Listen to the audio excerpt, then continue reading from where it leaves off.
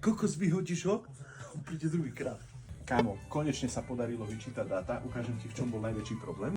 Dva programátori, vlastne prišiel zákazník s tým, že on má len natrhnutý flexík.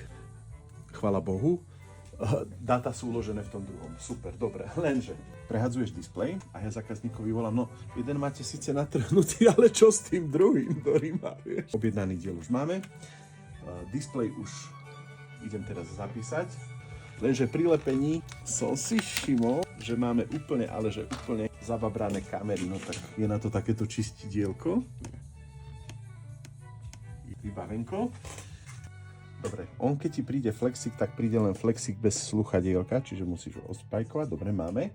No ďalej, no, tak ďalej, fluxík. Fluxík, zaspajkujeme. Tu už potrebujem proste ďalšie oči.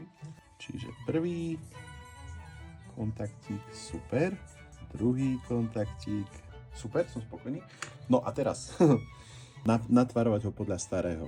No to bude kumšt, čiže ja si ho otočím, takto, zrejme takto. Fajn.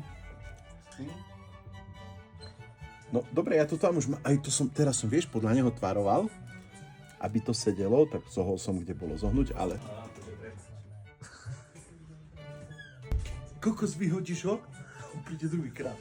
Všetky tieto, aj táto je proste, všetky skrutky pekne dotiahnite, napriek tomu, že by malo byť všetko od výroby dobré, blbosť. Dobre, dám toto preč, opatrne, určite chytím nervy za chvíľočku. Ideme to skúsiť. Posledný flexík, dobre.